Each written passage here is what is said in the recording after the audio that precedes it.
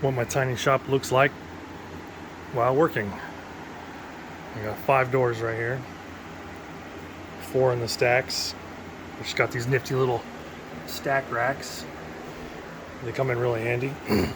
This door got messed up, but as you can see, I have a really tiny shop. It is a 1-car garage.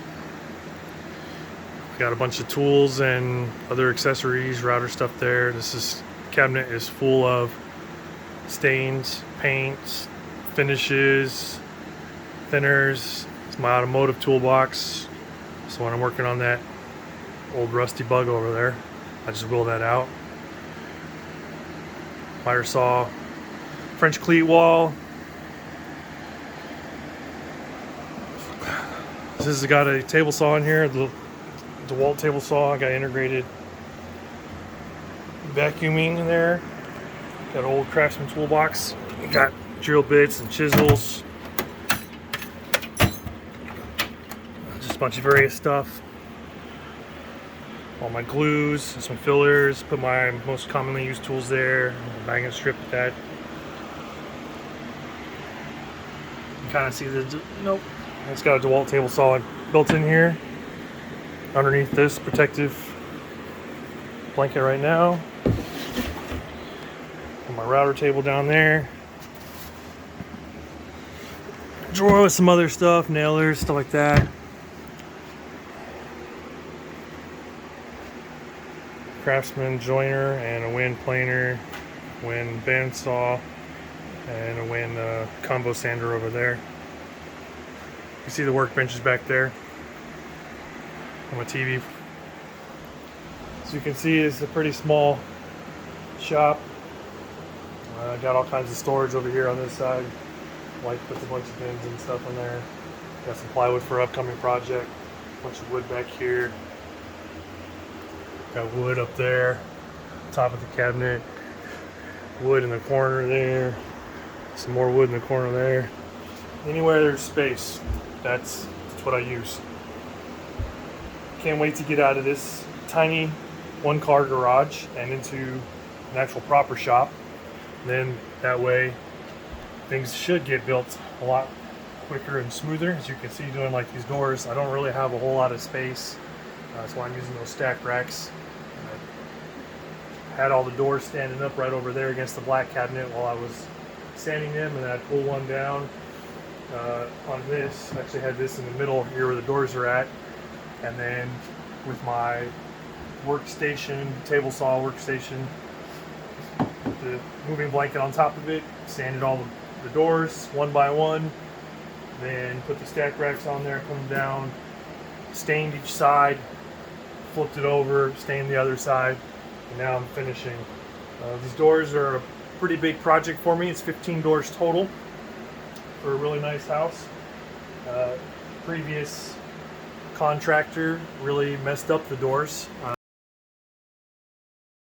There's a bunch of defects. The doors were kind of messed up, bunch of defects, different things like that. So I had to sand all of them down, fill a bunch of stuff.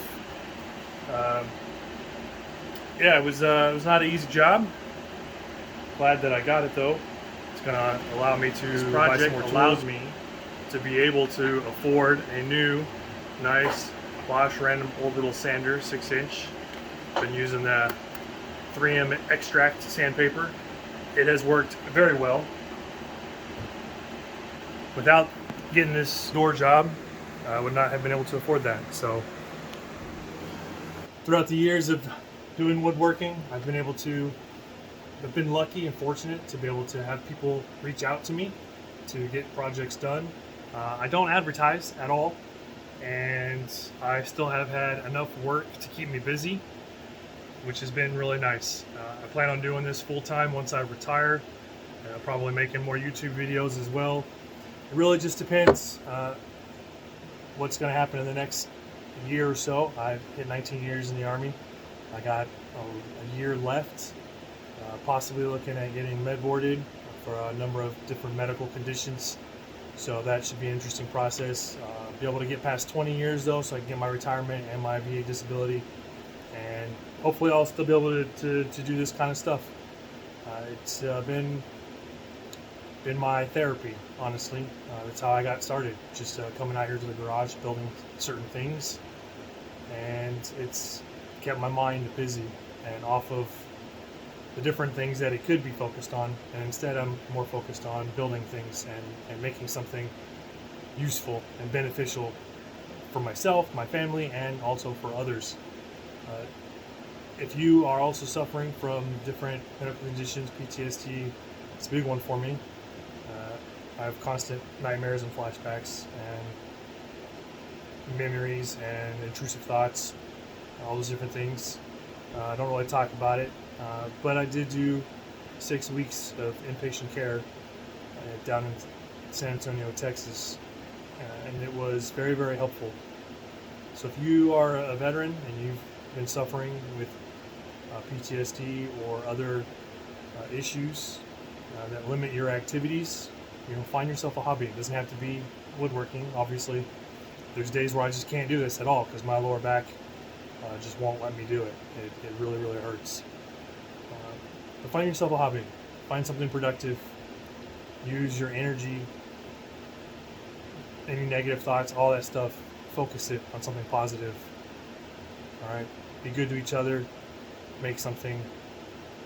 Get your mind off those intrusive thoughts, so that you're not become suicidal. That's a big problem, right? 22 deaths a day. Active duty, reserve, National Guard, veterans, everybody. We all suffer some way, fashion or another. So, just wanted to make a quick video. I'll probably talk more about it. I'm also learning how to edit, so yeah, probably not going to be the greatest editing job. It's for me to be able to this project was allowed